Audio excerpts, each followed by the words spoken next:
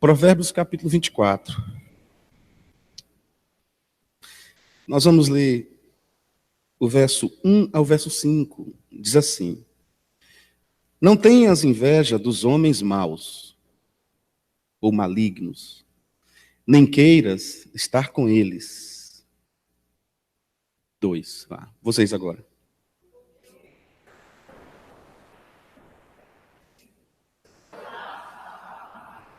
Perfeito, pronto, tá aí, já leu bonitinho. Agora vem a mensagem, que é o sermão, tá bom? Com sabedoria edifica-se a casa, e com inteligência ela se firma.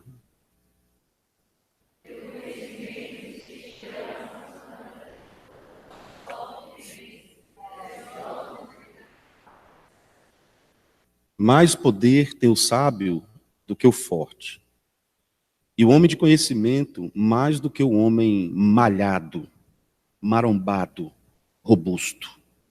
Deus, nós queremos te agradecer, porque quando lemos a tua palavra, temos certeza que estamos lendo algo que é tão atual quanto o jornal de amanhã, depois de amanhã. É a Bíblia, a voz de Deus, a palavra de Deus. Ela é lâmpada para os nossos pés. É a palavra que norteia a nossa vida, que estrutura. É pela palavra que os mundos foram criados. E mesmo que não entendamos, ela tem condições de mudar toda a estrutura da minha vida, até a minha personalidade. Ela pode ir de encontro a uma ciência que determina determinadas coisas, ela pode ir de encontro às minhas durezas de criações, de meio, seja o que for, e ela vem ao encontro da vontade de Deus e pode estruturar o que está desestruturado. Ela pode mudar totalmente a minha forma de pensar, de agir, ela pode mudar a minha forma de ser, ela pode mudar a minha casa, ela pode mudar a minha família, ela pode mudar tudo. Porque a palavra de Deus, ela faz que o impossível se torne possível. Esta é a voz de Deus para a nossa consciência. Em nome de Jesus. Amém. Meus irmãos, podem sentar? Eu admiro muito uma pessoa inteligente. Eu acho bonito uma pessoa inteligente. Vocês devem conhecer muitas pessoas inteligentes, certamente, vocês devem conhecer. Porque uma pessoa inteligente, quando você fala de um assunto, essa pessoa diz assim, é verdade, é isso. É massa conversar com gente inteligente, né? E uma pessoa inteligente, você está conversando com alguém assim, aí falta uma informação na sua cabeça. Quando você fala, rapaz, eu esqueci, porque no ano de 1900, aí a pessoa vai completa. É bom demais conversar com gente inteligente. Gente inteligente não fala bobagem, né? Gente inteligente articula bem as palavras. Gente inteligente, é tão engraçado, gente inteligente... ela consegue trazer informações e deixa você assim meio bêbado, ébrio. Rapaz, como eu queria ser inteligente assim. Agora sim, existe inteligência geral, que é muito interessante, aquela pessoa policonhecedora, de tudo conhece um pouquinho. Se você falar um pouquinho de bicicleta, aquela pessoa diz assim, porque eu li num artigo, na Times, fantástico, né? Então a pessoa inteligente, o policonhecimento da pessoa, de tudo ela sabe um pouquinho. Ela não é especialista, não é doutor, mas de tudo conhece um pouquinho. É aquele policonhecimento. Existe aquele conhecimento mais focado, direcionado, unilateralizado. É engraçado, é aquele conhecimento que você diz assim, rapaz, eu estou precisando comprar um microfone. Aí tem aquele multiconhecedor, aquele policonhecedor, e que sabe um pouco, você conversou com ele, você viu que ele conhece de microfone. Mas aquele do conhecimento focado. Quando você fala de microfone com ele, você olha para o policonhecedor e você olha para o conhecedor focado, você vê paixão na vida dele. Você vê que ele conhece número de microfone. Ele sabe que o microfone bom é o Shure P44. E ele sabe que o Shure P44 não pode usar pilha, bateria falsificada. Ele lhe dá uma aula. Aí na hora de comprar um microfone, você não vai para aquele conhecedor que sabe tudo. Você vai para aquele que conhece focadamente. Eu acho bonito. Quem tem foco no conhecimento. É muito bonito. Quem tem foco no conhecimento, geralmente fica calado em outros pontos. A pessoa vai falar de outro assunto, é uma pessoa que tem uma boa audição, fica ouvindo e diz assim, é isso mesmo. É bem contida, porque não conhece. Agora, quando mexe na área dessa pessoa, aí você percebe que ela aflora. ela aflora. Por quê? Mexeu na área dessa pessoa. Então, você vai conversar com alguém que mexe com finanças. Aí o sujeito que não conhece muito de finanças, ele fala assim, por que você não aplica no mercado não sei o que, não sei o quê? Por que você não compra carro? Por que você não compra... Aí a pessoa do mercado financeiro diz assim, não, calma. É melhor fazer assim, assim, assim e assim. Porque isso aqui é assim. Então, a pessoa que tem um conhecimento mais focado é diferente daquele que tem um conhecimento mais generalizado. Agora, tanto um quanto o outro podem ser muito inteligentes. Mas se não tiver humildade, pode ser um conhecimento nulo e soberbo. Se não tiver paciência para falar na hora certa, pode passar por bobo, por mal educado. Então não adianta ter muito conhecimento generalizado, pulverizado ou focalizado, se eu não for uma pessoa contida. Se eu não for uma pessoa educadamente contida. Por quê? Porque conhecimento por conhecimento é só abrir a tela do smartphone ou do computador e pedir ao Google, Google, eu quero saber qual é o melhor microfone. Poxa, rapidamente o Google, sem abrir a boca, te dá. Porque conhecimento por conhecimento, o Google dá bom conhecimento e dá um conhecimento ruim. Agora, e os cristãos? Como é que os cristãos são? Os cristãos são conhecedores pulverizados? São conhecedores focalizados? Como é que são os cristãos? Bom, você tem cristão que conhece de tudo um pouco, é uma pessoa muito culta, é uma pessoa multidirecionada no conhecimento, e você tem também pessoas que conhecem várias coisas, mas têm os conhecimentos técnicos focalizados. Você tem gente na igreja que tem Deus no coração, mas quando você fala de madeira, a pessoa diz assim, não, madeira boa é assim, assim, assim. Mas hoje em dia essa madeira está em extinção, não existe mais, porque o IBAMA declarando, a pessoa sabe tudo. Quando você vai falar de cabelo, aí aparece uma pessoa assim, não, essa chapinha não pode ser assim, tem que ser chapinha de chocolate, 6 meses o cabelo fica lisinho, não precisa mais dar pente quente. A pessoa sabe quase tudo. Os cristãos, eles são tão pulverizadamente inteligentes, quanto focalizadamente inteligentes. Agora, qual é o desejo de Deus, tanto para o cristão, quanto para o não cristão? Bom, aí nós vamos para Provérbios, capítulo 24. O verso 3 diz assim, com sabedoria se edifica a casa. Não seria erro algum, você pode encontrar algumas versões, eu não me lembro agora, se esse texto tivesse escrito assim, com sabedoria se constrói a casa. O que a Bíblia está querendo dizer é o seguinte, existe uma casa, e casa aí representa a minha vida. Casa aí está no mesmo sentido do que Jesus diz que bem-aventurado o homem que edifica sua casa sobre a rocha. E que o homem que edifica sua casa sobre a rocha, que Jesus, num jogo de palavras comparativo, ele diz, eu vou comparar esse homem a um ser prudente. A um ser que constrói a sua casa sobre a rocha, é aquele homem prudente, aquele homem inteligente, é aquele homem que pensa antes de agir, é aquele homem que não faz de qualquer jeito, é aquele homem que raciocina, é aquele homem que ora, é aquele homem que lê a Bíblia, é aquele homem que diz assim, peraí, não é assim não. Então, quem constrói a sua casa sobre a rocha, compará-lo-ei a um homem prudente, porque quando vier a tempestade, quando vier a chuva, quando vier o maremoto, o terremoto, que vem contra aquela casa continua firme. Ela não cai porque esse homem foi um homem sábio. Então Jesus está dizendo o seguinte, que há um outro tipo de homem que constrói a sua casa, mas ele não está muito preocupado com fundamentos. Simplesmente constrói a casa, entra em qualquer igreja, escuta qualquer palavra, pede conselho a qualquer pessoa, anda com qualquer tipo de gente, e na escola, na faculdade, no cursinho, não está nem aí. Então começa a construir a sua casa sobre areia, porque retira a sabedoria. É como aquele adolescente que começa a namorar escondido dos seus pais. Ele começa a construir o seu relacionamento. É como aquele homem que não consegue se desviar de maus pensamentos e vai abrindo o coração para os maus pensamentos. Daqui a pouco pequenas olhadas, daqui a pouco pequenas atitudes. São pessoas que retiram da sua vida a sabedoria. Então, o que o sábio está dizendo é o seguinte, com sabedoria se constrói a casa. Vamos tentar entender aqui qual seria a melhor forma sábia de construir uma casa física? Bom, uma maneira sábia de construir uma casa física é ter certeza, absolutamente certeza, de quem está construindo a sua casa. Eu recomendo você, ao construir a sua casa, não pegue qualquer engenheiro.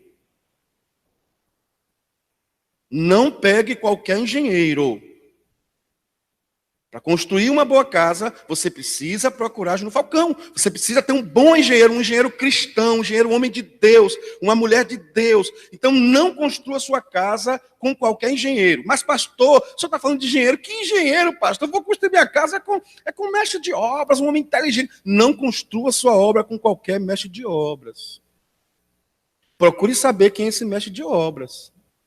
Vá lá na casa que ele já fez. Busque o histórico dele. Então, com sabedoria se constrói a casa. Não pegue qualquer... Que mestre de obra, pastor? Eu vou pegar um pedreiro, pastor. Pastor, o tio do primo do avô do meu sobrinho, que mora lá no interior. Ele começou inteligente, pastor. Ele começou a fazer casa. Pastor, o senhor precisa ver. Das casas que ele fez, pastor. Claro, só 4 que eu ia até agora. Mas ele é mais barato, pastor. Ele é bem baratinho. Ele começa a construir uma casa. Rapidinho a casa está construída. Não construa sua casa com qualquer pedreiro. Tenha sabedoria. Eu acredito que para construir uma casa, a primeira coisa, você precisa saber quem está construindo a sua casa. Agora, uma outra coisa que eu acho que a pessoa deve fazer para construir a casa é buscar material de boa qualidade. Quando eu tenho material de boa qualidade, eu olho assim para o material. Por exemplo, a Bíblia é um bom material para fazer uma casa no meu coração. Quando o material é de boa qualidade, eu tenho certeza que o construtor é sério, é inteligente, é preparado e é honesto, eu vou buscar agora material de boa qualidade. Por quê, irmãos? Irmãos, quando nós não colocamos material de boa qualidade na nossa construção, é um perigo. Em Salvador, eu era pastor lá, e num determinado bairro, um prédio de 6 andares caiu. O pessoal estava todo mundo bem, estava todo mundo tranquilo, e eles fizeram a casa, o prédio, a empreiteira foi, construiu direitinho, não sei quem foi o engenheiro, daqui a pouco a televisão deu a notícia. O prédio caiu. E foram pesquisar e saiu um laudo. O laudo saiu que eles usaram material de péssima qualidade. Uma outra coisa para construir uma casa que eu acho que você deveria fazer como inteligência é fazer a casa com material bom, mas com material na medida certa. A Bíblia diz que tudo tem que ser assim, ó, na medida certa. Você imagine uma casa que você precisa usar um ferro de 3/8 e você usa não sei de quanto. Então é preciso que você use a quantidade exata. Se o manual diz que você tem que botar 3 latas de areia para uma de cimento, então não bote 2 de areia para uma de cimento, porque pode rachar o cimento. Mas também não bote 5 de areia para uma de cimento, porque pode fragilizar o cimento. Então, para construir uma casa, eu preciso usar todo o material na medida certa. Diga comigo, medida. Misericórdia, ficou feio demais. O pessoal da internet me ajuda aí. Diga, medida certa. Na medida certa, gente. A medida certa. Não pode ser mais nem menos. Medida certa. Mas o que ele está querendo nos mostrar também é o seguinte: não basta ser uma pessoa inteligente, é preciso ter sabedoria. Bom, aqui pode me ouvir, ou me ouvindo aqui nessa noite, ou pela internet, alguém que já fez um doutorado. Eu acho fantástico estudar. Eu amo estudar. Estudar é fantástico. Mas, só para você ter ideia do que é sabedoria, um curso superior não dá sabedoria a ninguém. Você acredita nisso? Aqui eu sei que tem alguns advogados me ouvindo. Você acredita que conhecer a Constituição e todas as ciências que envolvem direito não dá sabedoria? Você acredita nisso? Você acredita que se você fizer um mestrado, um doutorado, um pós-doc, se você se especializar em 11 áreas, não te dá sabedoria? Eu vou te dar um outro dado. Você sabia que a pessoa, só por ter uma idade avançada, por ter passado por 80, 90 anos, não consegue sabedoria? Porque existem muitos jovens sábios, existem muitos idosos, todos. Então, a idade não é um predicado para a sabedoria. Então, o sábio está dizendo, é com sabedoria que se constrói a casa. Não pode faltar sabedoria. Você pode ter conhecimento técnico, e o conhecimento técnico aqui pode ser o conhecimento da Bíblia. Se eu primeiro tiver o conhecimento da Bíblia, você viu o José adorando aqui, coisa linda. Leva-me para um lugar que eu nunca estive. Eu achei profunda essa frase. Mas a pessoa pode ser uma adoradora, pode ser um pastor, pode ser um pregador, conhecer muito a Bíblia, Mas se não tiver sabedoria, vai ser conhecimento nulo. Então ele diz que tem que ter sabedoria. Mas para usar a sabedoria, você precisa de inteligência para que se firme. Veja, meus irmãos, o que seria essa inteligência? Uma pessoa inteligente, ela não age por impulso. Desculpa, uma pessoa sábia, ela não age por impulso. E uma pessoa inteligente, ela dá munição à sabedoria. Alguém que tem um bom conhecimento sobre microfone, caixa de som, muito inteligente, aí ele tem uma ideia. Rapaz, eu tenho Jesus no meu coração, eu quero que as pessoas escutem Jesus. E ele é muito sábio, a sabedoria diz assim, eu quero que as pessoas escutem a voz, eu quero que as pessoas conheçam a Bíblia, eu quero que as pessoas amem a Jesus, isso é sabedoria.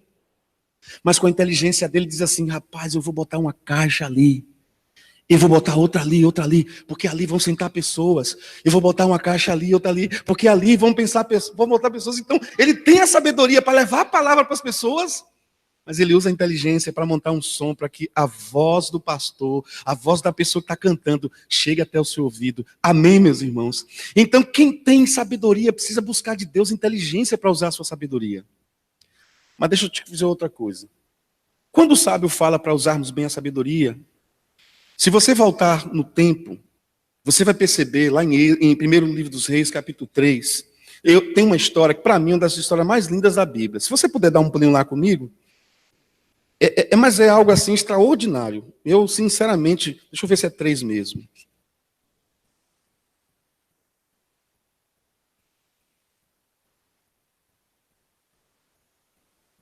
Pronto. É capítulo 3 mesmo. Bota para mim a partir do verso 4. Veja que coisa fantástica. Foi o rei a Gibeão para lá sacrificar, porque era o alto maior. Ofereceu 1000 holocaustos, Salomão naquele altar. Bom, então, olha aí o verso 5. Em Gibeão apareceu o Senhor a Salomão. Então agora você tem uma teofania. Você tem uma visão de Deus expressa. De noite em sonhos. Disse-lhe Deus. Então Deus disse a Salomão: Salomão, pede-me o que quiser. O que queres? Pede-me qualquer coisa, Salomão, que eu vou te dar. Eita Jesus, se fosse comigo. Oxe. Ah, se fosse comigo, meus irmãos. Se prepara aí, Deus. Que eu ia dar uma relação, irmão. Eu tenho até vergonha de ler esse texto, você acredita? Eu sei que os irmãos são mais santos do que eu, mas eu ia fazer uma lista para Deus. A primeira coisa que eu ia pedir a Deus era para trocar o coração do meu pai, para ele não ter que fazer essa cirurgia. Eu ia pedir a Deus um monte de coisa, irmão.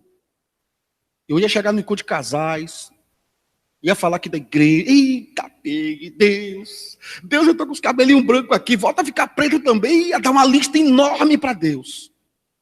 Salomão escuta Deus. Olha, irmão, quem está falando não é um pastor, não. Não é um pai falando com o filho, não. Não é um filho falando com o pai, não. Não é esposa, não é o esposo e filha. Pede o que você quiser, toma um cartão de crédito. Não é isso não, irmãos. É Deus falando com o rei Salomão. Pede o que você quiser, que eu vou te dar. Verso 6. Respondeu Salomão. Agora, quando a gente olha para esse texto, parece que foi assim. Salomão, pede o que você quiser, que eu vou te dar. Me dá sabedoria, Deus. Não foi assim que aconteceu. Salomão teve um tempo para processar isso aí, irmãos. Para pensar na sua vaidade, para pensar na sua vida, para pensar no seu reino. E Salomão, depois de pensou e refletiu, ele chegou a uma conclusão. Olha a conclusão que ele chegou. Senhor, de grande benevolência usaste o Senhor para com teu servo Davi. Davi aí, para quem não lembra da história, é o pai de Salomão. Então Salomão olha para a vida dele, para um ancestral dele, e diz assim, poxa, Deus tem sido tão bom com meu pai. Eu só conheço Deus hoje por causa do meu pai. Olha a reflexão de Salomão. Por causa do meu pai, porque ele andou contigo em fidelidade e justiça. 7. E em retidão de coração, ele começa a viver, ele começa a testemunhar, meu pai foi um homem. Mantiveste-lhe esta grande benevolência, e lhe deste um filho que se assentasse seu trono. Você sabe de quem Salomão está falando? Volta um pouquinho. Você sabe de quem Salomão está falando ali agora? Você sabe? Olha bem, vou ler de novo. Grande benevolência o Senhor continuou dando ao meu pai. E o Senhor deu ao meu pai um filho que se assentasse no trono. Ele está falando de quem? Dele mesmo. Gente, vocês são muito inteligentes. Ele está falando dele mesmo. E olha para Deus e diz assim, Deus, o Senhor deu um rei ao meu pai. Como o Senhor vê, bota aí.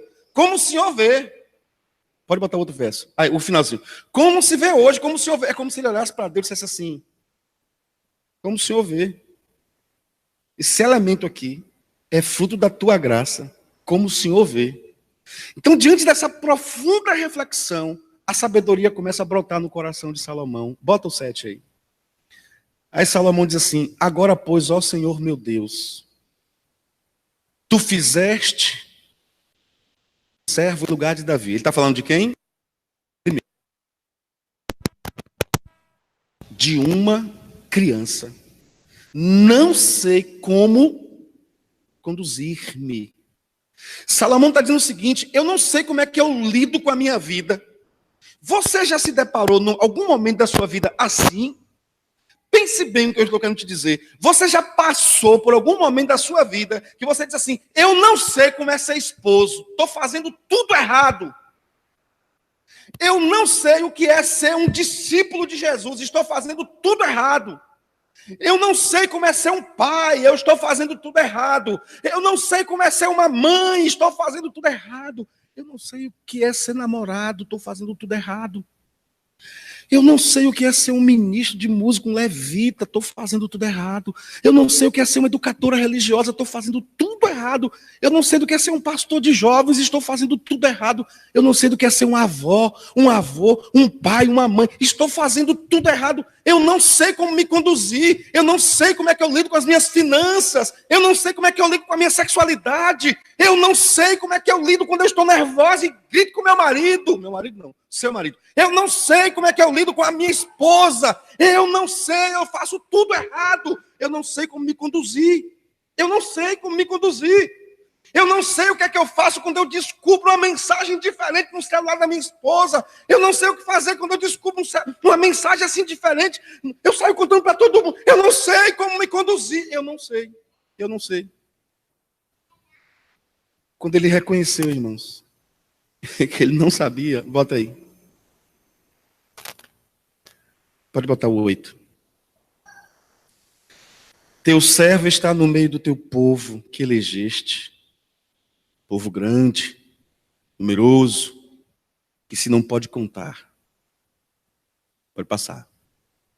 Senhor, já que o Senhor disse para eu pedir o que eu quisesse, eu quero te fazer um pedido. Eu quero um coração sábio, um coração compreensivo, para julgar a teu povo, para ter prudência, para que tenha discernimento entre o bem e o mal. Senhor, me dá sabedoria para que eu possa julgar teu povo. Senhor, me dá sabedoria para lidar com as circunstâncias da vida. Senhor, me dá sabedoria para quando os meus sonhos se tornem pesadelos. Me dá sabedoria para quando as minhas alegrias se transformam em dores. Me dá sabedoria para quando os meus crucifixos se transformam em grandes cruzes. Me dá sabedoria quando a amargura toma conta do meu coração. Me dá sabedoria quando o isolamento, quando a solidão toma conta da minha alma. Me dá sabedoria, Senhor. Então Salomão começa a dizer, Senhor, eu preciso de sabedoria. Meus irmãos, buscar sabedoria não é fácil. E eu quero finalizar essa palavra dizendo o seguinte. Sabedoria é algo tão profundo que ela brota em nossos sentidos. Eu preciso ter sabedoria para não colocar minha mão em qualquer lugar. Olha, eu preciso ter inteligência para não tocar minha mão em qualquer lugar. Isso é nítido, está claro. Por exemplo, se eu tenho uma vasilha no fogo, todos os dias eu gosto de fazer o café para a Tina. Então, na hora de pegar aquela chaleirazinha, eu pego um pano, eu não vou com minha mão crua. Por quê? Porque eu sou um sujeito inteligente igual a você. E eu tenho experiência, na minha inteligência, se eu botar a minha mão ali, sem um pano, vou queimar minha mão. Então isso é inteligência, mas sabedoria para não botar a mão em qualquer lugar. Sabedoria para a hora que você está dirigindo, e você está dando uma carona para uma moça, e sua esposa está aqui, você não botar a mão no pé da moça. Sabedoria para na hora de dar um abraço num irmão da igreja, você, minha irmã, ficar de ladinho. Sabedoria para saber que toda pessoa que só nega o seu dízimo e a sua oferta, automaticamente passa por lutas e privações na vida. Precisa ter sabedoria para agir, sabedoria para reagir. Sabedoria para agir, eu tenho tempo de reflexão. Sabedoria para reagir, eu tenho pouquíssimo tempo de reflexão. Então, eu tenho que ter sabedoria para não botar minha mão em qualquer lugar. Eu tenho que ter sabedoria na hora de fazer digitações no WhatsApp. Eu preciso ter sabedoria para acessar os sites. Eu preciso ter sabedoria para não postar qualquer foto no Instagram. Eu preciso ter sabedoria para usar bem as minhas mãos. Porque eu aprendi quando era menina, as minhas mãos estão cheias das tuas bênçãos. E todo aquele que eu tocar, abençoado será. Então eu tenho que ter sabedoria para não colocar as minhas mãos em qualquer lugar. Amém, meus irmãos? Eu preciso ter sabedoria para ouvir. A Bíblia é fantástica. A Bíblia diz assim, que Ele quer trazer a nossa memória. Ele quer trazer a esse canal auditivo da minha memória, da minha mente. O que pode me dar esperança. Ele quer falar à minha mente, a audição da minha mente, ao meu coração. Ele quer que eu escute as palavras. E Ele diz assim, quem ouve as minhas palavras e não as pratica, compará-lo-ei a um homem imprudente. E aí você vai percebendo que ouvir a palavra de Deus com sabedoria é buscar inteligência e discernimento. Eu ouço a palavra de Deus e eu estou praticando isso. Porque uma coisa eu vou garantir para vocês. O diabo vai fazer de tudo, diz a Bíblia, para roubar a semente que foi lançada na sua vida através da palavra de Deus. E ele vem para roubar, ele vem para matar, e ele vem para destruir. Sabedoria para ouvir. Quando alguém fala alguma coisa para você, você precisa pedir a Deus, Senhor, me dá sabedoria. O que eu estou ouvindo? O que está por trás dessas palavras? O que está por trás desse discurso? Sabedoria para ouvir. Eu preciso ter sabedoria para falar. Há pessoas que falam muito. Há pessoas que falam sem freio.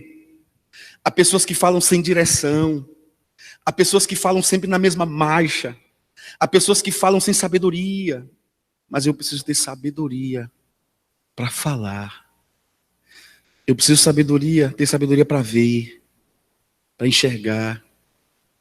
Para olhar para alguém que parece que não tem mais jeito, e a sabedoria me faz olhar para essa pessoa dizendo, Jesus morreu na cruz por ela também. Eu preciso ter sabedoria e olhar para aquela pessoa que parece a pessoa que não tem jeito. São tantos anos de investimento nessa pessoa. Parece que não tem jeito. A sabedoria olha para aquela pessoa e diz assim, para mim não tem jeito, mas para Deus tudo tem jeito. Para mim é impossível, mas para Deus nada é impossível. Amém, meus irmãos? Voltemos lá em Provérbios 24 e eu encerro. Provérbios 24. Então nós vamos perceber que com a sabedoria se edifica a casa, e com essa inteligência, a casa vai se firmando. Você já ouviu falar, e eu não sou engenheiro aqui, me perdoe os engenheiros e engenheiras, mas você já ouviu falar que uma pessoa, quando constrói um estádio de futebol, os engenheiros, os especialistas dizem que chega um momento que você vai lá naquele estádio de futebol e balança muito. E quando inaugurou a Fonte Nova, os irmãos da igreja que foram disseram, pastor, parece que a arquibancada vai cair. Balançava demais. E aí alguém me disse, não, pastor, é porque ela vai assentando. Então, irmãos, eu preciso ter sabedoria para a casa se firmar. Versos 4. Pelo conhecimento se encherão as câmaras. Observe bem, irmãos. Quando eu falo de câmera hoje aqui na igreja, e para quem está na internet, sabe o que é que os adolescentes pensaram ali? Rapidamente, os jovens, a maioria dos jovens, pensaram no smartphone, no celular. Rapaz, o pastor falou que conhecimento se encha, que com conhecimento se enche a minha câmera. Eita, pega, agora não precisa mais nem de chip para armazenar foto no meu smartphone. O pastor falou que é só ter sabedoria para encher as câmeras. Meu irmão, ele está falando aí, essas câmeras são os departamentos da casa. É o quarto, é o outro quarto. Então ele está dizendo o seguinte, você precisa dessa sabedoria para modular esse conhecimento, para que as áreas da sua vida, os departamentos da sua casa sejam bens preciosos e deletáveis. Jesus um dia se encontrou com uma mulher, me parece que está em João capítulo 4. E era uma mulher muito marginalizada, rejeitada. E Jesus para, e ele ia fazer uma viagem, a Bíblia diz que era necessário passar por Samaria. E quando ele chega naquele lugar, ele se depara com aquela mulher toda cismada, ela para diante de Jesus. Quando Jesus pede água para ela, a abordagem de Jesus é direta, e ela diz assim: por que o senhor está falando comigo? O senhor sabe com quem o senhor está pedindo água? Jesus, com sabedoria, vai conversando com aquela moça. Jesus vai falando com o coração dela, com a alma dela, e Jesus vai falando. A gente percebe que Jesus vai entrando nas câmaras daquela moça. Entrou na câmara da mente. Entrou na câmara do coração. Oh, meu irmão, minha irmã. Pede a Deus para entrar nas câmaras da sua casa. Pastor, lá em casa está tudo bem. As finanças está tudo ajustado. Com os filhos está tudo bem. Mas o problema lá de casa está na câmara do quarto. Lá em casa, o sexo do casal é um problema. Pastor, lá em casa o sexo está bem. Lá em casa a cozinha está muito bem. Mas o problema está no quarto dos meus filhos. Pastor, lá em casa os quartos dos meus filhos estão tudo bem. O sexo está muito bem. A cozinha está muito bem. Mas eu tenho um desnível muito grande na área financeira. Pede a Deus para encher, não apenas um, mas todas as câmaras, todos os ambientes da sua vida, da sua casa. Louvado seja o nome do Senhor. Versículo 5, para finalizar mesmo. E o verso 5 diz assim: mais poder. Observe que no Novo Testamento, sempre que se usa a expressão poder, a expressão é dínamos, explosão. No Antigo Testamento, nós vamos ter algo muito parecido. Tem mais poder alguém que tem sabedoria do que um homem forte. Maurício, fica em pé, meu irmão, me ajuda aí. Maurício é nosso câmera. Maurício, faz assim. Aí, ó para lá, ó que homem forte. Pronto. Maurício é forte, irmão. Maurício, se apertar minha mão aqui para sair, não dá trabalho. Mas a Bíblia diz para Maurício: Maurício, você pode ter músculos gigantes, mas se não tiver sabedoria, você é fraco. Porque mais força tem quem é sábio do que aquele que tem força. De conhecimento, mais do que o robusto. Então, o poder do sábio é menor, muito maior do que o forte. E o homem que tem conhecimento, ele é mais poderoso do que o homem robusto, aquele homem gigante. Sabe por quê, irmãos? Porque às vezes, por causa da nossa força, nós fazemos loucuras, bobagens. Imagine uma pessoa que tem muita força financeira, sai por aí gastando de qualquer jeito. Aí chega um tempo que vem a vaca magra, a pessoa não sabe o que fazer. Deus, derrame graça sobre a minha e a sua vida, em nome de Jesus. Você pode baixar a cabeça e fechar seus olhos? Nós sabemos a dificuldade que é para um ser humano reagir nas demandas da vida. Nós sabemos da crise que pode existir quando as oportunidades batem a nossa porta. E é engraçado que a oportunidade bateu a porta de Salomão. E não foi uma oportunidade qualquer. A oportunidade que bateu a porta de Salomão foi a oportunidade do Deus Redentor. Nós vimos que quando Jesus disse que o homem bem-aventurado, ou isto é, o homem feliz entre os felizes, é um homem macários, é aquele que escuta as palavras e as pratica. Porque quem tem sabedoria não despreza a voz de Deus. Quem tem sabedoria não faz as coisas sem buscar a direção de Deus. Quem tem sabedoria não despreza a boa mão do Senhor. Quem tem sabedoria, ao olhar para o que Cristo fez na cruz do Calvário, é remetido às reflexões profundas. Quem tem sabedoria, olha para tanto tempo que a Bíblia é perseguida. Há tanto tempo que a ciência tenta provar que Deus não existe. E quem tem sabedoria começa a olhar, não é possível. Não é possível que só na nossa era, 2019 anos, já fizeram de tudo para descredibilizar a Bíblia. Já fizeram de tudo para desrespeitar a Bíblia. E a Bíblia continua firme.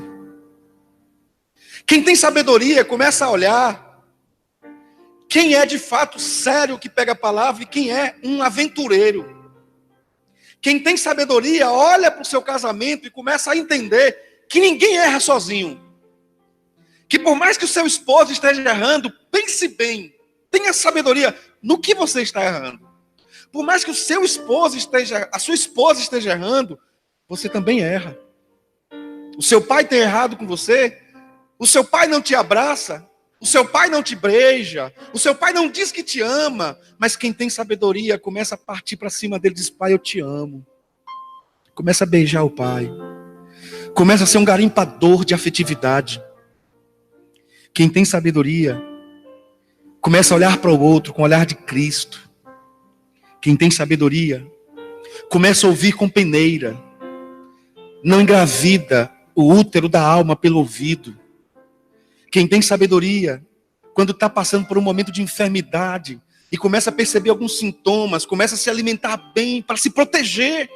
Quem tem sabedoria não entrega diante das lutas, das labutas, das batalhas da vida.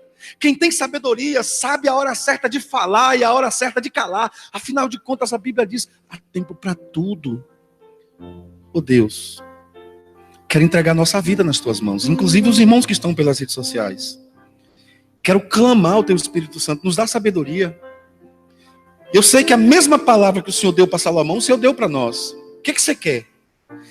E nós queremos também poder dizer com a alma entregue: nos dá sabedoria, Senhor, para conviver nessa terra, sendo discípulos saudáveis e frutíferos, sendo pais e mães, maridos e mulheres, filhos e filhas, genros e noras, vovô e vovós, netos, genros, cunhados, primos, funcionários, quaisquer que sejam os nossos papéis, nos dá sabedoria para as demandas da vida, e assim nós já te agradecemos. Que o Senhor vos abençoe e vos guarde.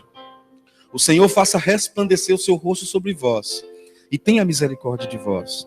O Senhor sobre nós levante o seu rosto e nos dê sempre, mas sempre mesmo, a paz, em nome de Jesus.